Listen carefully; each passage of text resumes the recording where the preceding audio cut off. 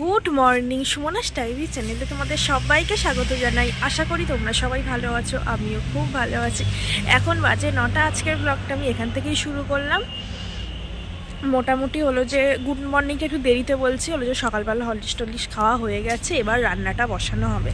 আর এই যে দরজাটা আমি বেরিয়েছি আর টেনে দিয়েছি, যে দরজাটা বেরিয়েছে আমি টেনে দিয়েছি, কারণ এত ছোট ছোট বিড়াল বাচ্চাগুলো হয়েছে না, মানে ওরা চোখের সামনে দিয়ে হলো যে ঘরের মধ্যে ঢুকে যাচ্ছে, কিন্তু বোঝা যাচ্ছে না।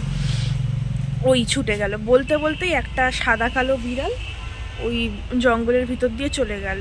ওই বিড়ালটা খালি হলো যে ঘরে টরে ঢুকে যায় এইদিক ওদিক, তো ওই জন্য আমি বেরিয়েছি। আমি জানি হাঁটতে হাঁটতে দিকে যাবো, তার মধ্যে যদি ঘরে চলে যায়।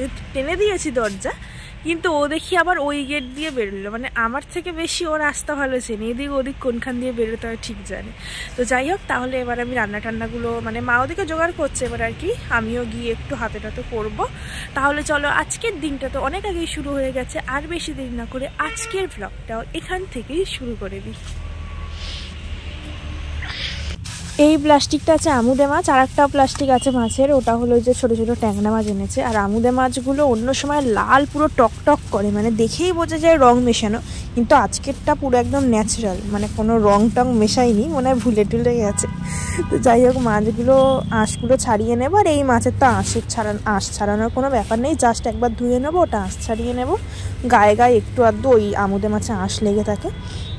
তো এবার আমি মাছগুলো ধুয়ে আনি। মাছ টাছগুলো সব ধুয়ে দিয়েছি, এদিকে মা নুন হলুদ মাখিয়ে নিয়েছে। ট্যাংরা মাছগুলো সব কটাতে ডিম রয়েছে, আর ট্যাংরা মাছের ডিম খেতে বেশ ভালো লাগে, পুরো নরম নরম। আর এখানে আমুদে মাছটা মা সবে তেলে দিয়েছে। আর এদিকে আমি এই রান্নাটা করছি, পুরো করবো না আর কি, আমার দায়িত্ব এখন রান্না করা। প্রথম খোলার মাছ ভাজতে দেরি হয়, তারপরের মাছগুলো দিলে তাড়াতাড়ি ভাজা হয়ে যায়, এই জন্য এখন উল্টাবো না। এখানে সব সবজি টবজি কাটা রয়েছে, তো আমি ধরে এবার ঢেলে দেবো।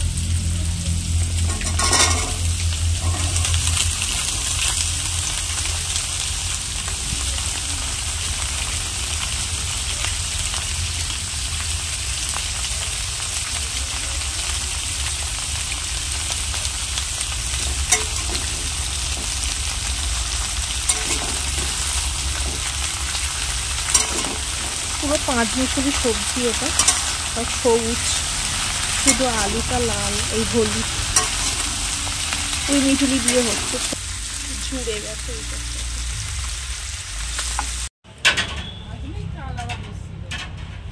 আজকে মনে হয় কোনো গ্রহণ টহন আছে, দেখো কেমন চকচকে হয়ে অন্ধকার হয়ে উঠেছে। বলছি আজকে মনে হয় কোনো গ্রহণ টহন আছে, দেখো অন্ধকার হয়ে কেমন চকচকে হয়ে ওখান থেকে উঠেছে। আর তার মাঝটায় কেমন সূর্যটা উঠেছে, দেখো গ্রহণ থাকলে যেমন হয়।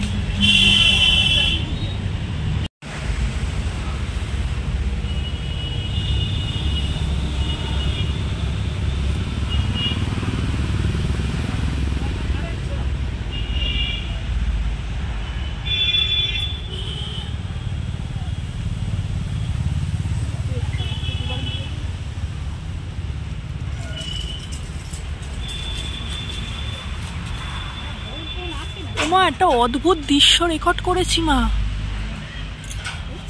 হ্যাঁ,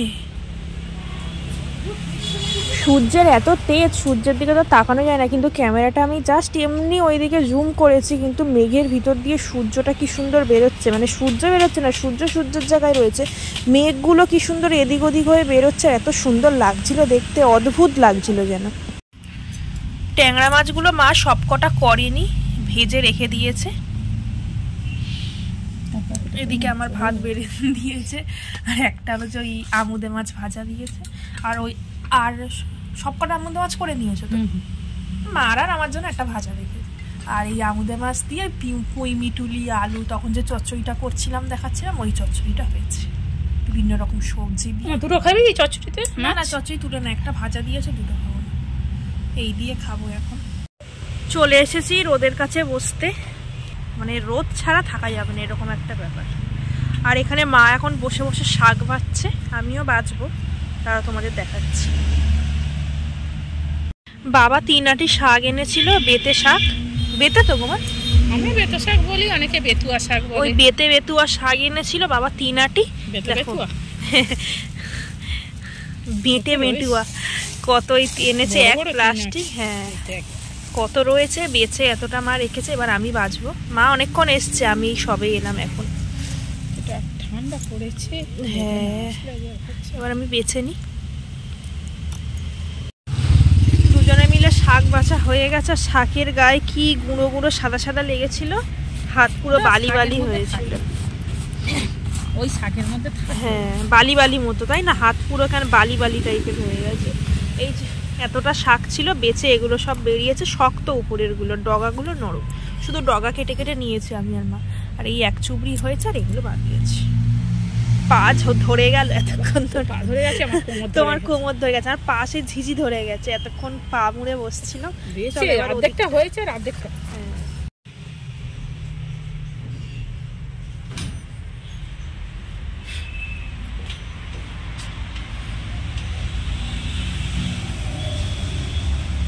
দেখছে একটা নেউল গোমা। দুপুরে আজকে ওই ট্যাংরা মাছটা ওলকপি কড়াইশুঁটি ধনেপাতা দিয়ে ঝোল হয়েছে। টিফিনে সব যা দিয়ে বেশি দিয়ে সব খেয়ে নিয়েছে, আর চচ্চড়ি রয়েছে। আর দুপুরেই ঝোল আর চচ্চড়ি দিয়ে দুপুরে খাওয়া দাওয়া হয়ে গেছে। অন্য সময় দুপুরে এসে বসি না, অনেক দিন আগে খুব ঠান্ডা পড়েছিল, দুদিন এসে বসেছিলাম, তার থেকেও দ্বিগুণ বেশি এবারে ঠান্ডা পড়েছে। এই 2 দিন হলো ঠান্ডা পড়ছে। দুপুরবেলা খেয়ে দিয়ে আর হলো যে ঘরে থাকা গেল না, ভাবলাম বাইরে রোদটা বেকার নষ্ট হচ্ছে, তা রোদে গিয়েই বসি।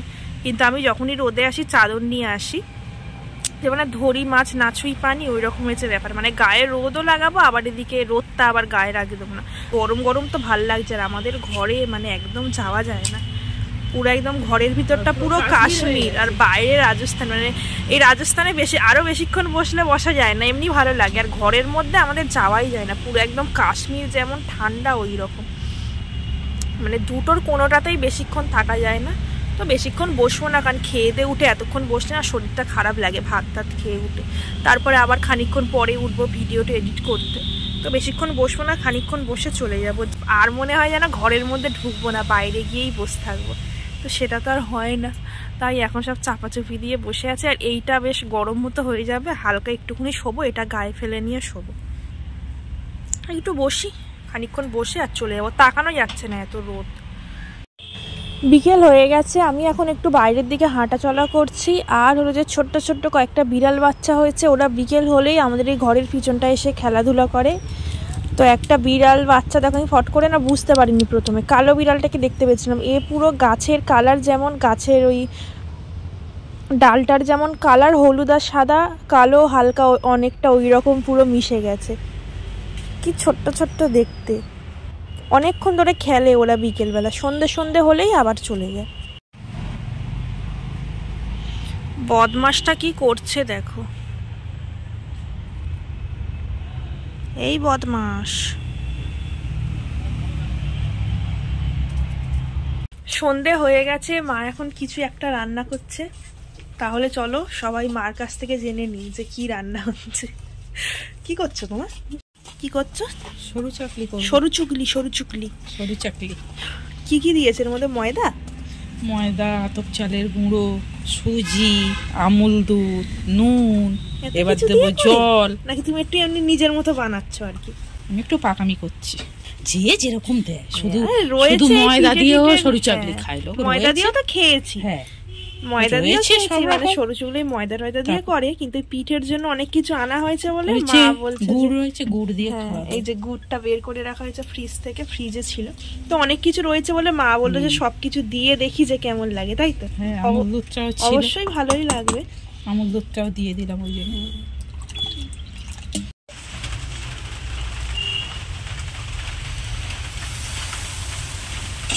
এদিকে ভাজা হচ্ছে, কারণ ডিম বাকৃতি হয়ে গেছে।